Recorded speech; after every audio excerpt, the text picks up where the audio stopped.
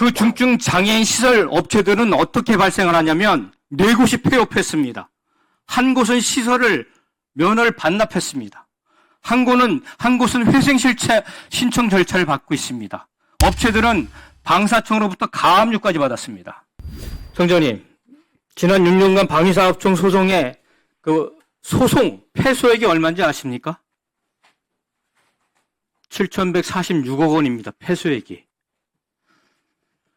6년간 211건의 소송이 있었습니다. 민간에 위임해서 소송한 패소액만 6,080억입니다. 전부 승소율이 12.7%에 불과합니다.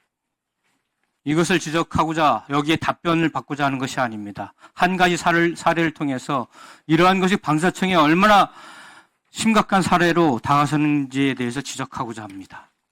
아까 청장님은 업무보고에서 방위산업의 양적 성장의 이면에는 중소기업이 가진 어려움과 한계도 존재하고 중소기업들이 제 역할을 해낼 수 있도록 방산 생태계를 근본적으로 개선해 나가겠다고 말씀하셨습니다. 맞습니까?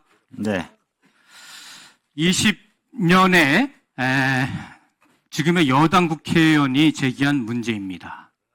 21년에 방위사업청이 군 운동복 관련해서 품질 검사에 합격한 원단이 아닌 다른 원단 바꿔치기 의혹으로 납품업체 13곳에 대한 입찰 참가 자격 제한 처분을 내렸죠.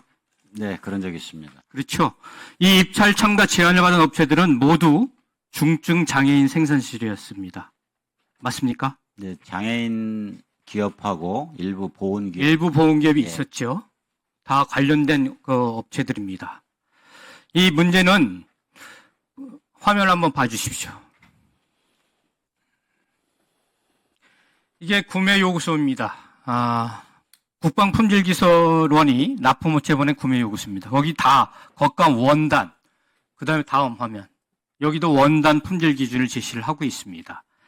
이 사안의 핵심은 원단에서는 품질 기준을 통과했지만 완제품 납품 후에 상당 기간 지난 후에 보관 중인 완제품에서 규정에도 없는 원단의 이 화학적인 변화를 감사한 것입니다. 다음 화면 봐주시죠. 그런데 국방부의 완제품에 대한 검사 방법에는 유관 및 치수 검사밖에 없습니다. 그래서 이게 문제가 되니까 최근 5월 달에 개정을 합니다. 완제품에 대한 제대로 된 검사 기준을 마련을 하지요. 그 다음 보십시오. 그래서 국방기술진흥연구소가 군 피복 섬유류 이화학 특성 조사 분석이 개선 방안 연구 결과를 연구 결과 보고서를 발표를 합니다. 그러다 보니까 저기 보면은 열처리 및 아이론 원단이 4.5에서 4로 이렇게 떨어지게 됩니다. 0.5 정도가 성능이 떨어지는 것이죠. 이거를 가지고 13곳 업체를 지금 다 망가뜨린 겁니다. 그래서 다음 화면 봐주세요. 이 업체들이 중증장애인 시설업체들이 소송을 냅니다. 맨 처음에 원고 패소를 했다가 다 뒤집어집니다. 다음 화면. 그리고 다 승소합니다.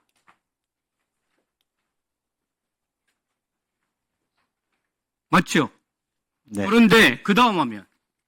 그 당시에 이 문제제기 때문에 이렇게 엄청나게 많은 언론이 쏟아집니다. 이것 때문에 그 중증 장애인 시설 업체들은 어떻게 발생을 하냐면 네 곳이 폐업했습니다. 한 곳은 시설을 면허를 반납했습니다. 한 곳은 회생실체 신청 절차를 받고 있습니다. 업체들은 방사청으로부터 가압류까지 받았습니다.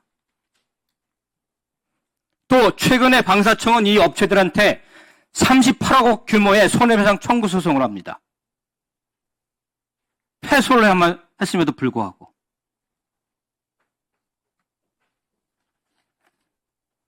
우리나라의 국가의 모든 시스템이 장애인 의무 고용을 법률상 규정을 하고 있고 중증 장애인들이 그동안 멀쩡히 사업을 해가지고 사실상 0.5에 불과한 성능 저하, 그것도 원래 원단 검사를 하기로 했는데 완제품 검사를 해가지고 만약에 제대로 된 교육이었다고 한다면 완제품 검사를 했었어야 되는 겁니다. 근데 유관 검사만 해왔어요. 그걸 개정해가지고 완제품 검사하고 거기에 규격 미달되니까 또 38억 원 손해배상 청구를 해요. 그 업체들은 다 쓰러지고 문을 닫고 가압류까지 당하고. 이게 말이 됩니까?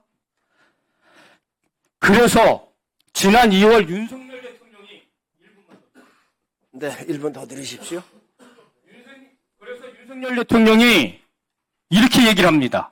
형식적인 법 집행을 하지 말라고 지시해. 집행 정지도 변호사를 선임하고 소송도 제기해야 되니까 중소상공인 자영업자가 할 수 있는 문제가 아니라면 행정당국에서 법대로 하니까 억울하면 변호사 구해서 집행정지 신청하는 것은 검경의 책임을 떠넘기는 행위다. 청장을 비롯해서 방사촌 직원들은 기계적 소송하지 말라 이렇게 지시를 합니다. 윤석열 대통령 말씀 중에서는 가장 잘한 말씀이에요. 이거 이렇게 해도 됩니까, 방사청이? 패소액이 7,147억 원이에요. 그리고 민간의 위임한 소송액이 6,080억 원이. 국민열세를 그렇게 패소하는 소송에 그 비용이면 군 간부들 급식 개선, 장병들 급식 개선, 수당 다 줄 수 있는 돈입니다. 방사청이 이럴 수 있어요? 네, 답변 드리겠습니다. 먼저 그 운동복 계약한 업체들이 대부분 이제 장애인 기업과 보훈 대상 기업인데 어쨌든 저런 소송을 통해서 상당히 어려움을 겪은 것에 대해서는 저도 죄송하게 생각을 합니다. 그다음에 의원님께서 말씀하신 대로 저희가 민간에 위임을 해서 패소한 액이 약 7천억 말씀을 하셨는데 승소한 것도 한 9천억 정도 되거든요. 그 얘기는 소송을 통해서 나름대로 국가 이익을 보호할 것은 하는 행동을 했다는 걸 일단은 말씀을 드리고요. 예. 그리고 저희가 이제 민간에 위임하는 것은 사실은 이제 소가가 한 100억 이상 되는 것, 그 다음에 업무의 난이도, 복잡성, 이런 여러 가지를 고려해서 이제 위임을 하고 있고요. 그 다음에 아까 말씀하신 데도 저도 그렇게 믿는 게 뭐냐면 사실 기준에 그러니까 그 규격과 구매 요구서에서는 원단을 사실 검사하기로 돼 있었습니다. 근데 원단은 다 통과를 했거든요. 근데 이제 나중에 아까 방사청 입장에서는 완성품을 확인을 해보니까 병사들이 땀이나 냄새나 너무 기준이 안 맞는 겁니다. 그래서 이것은 하자로 본 거거든요. 그래서 대법원이 부정한 행위를 하지 않았다라고 판정은 내렸지만 하자는 있다라고 인정을 했거든요. 그래서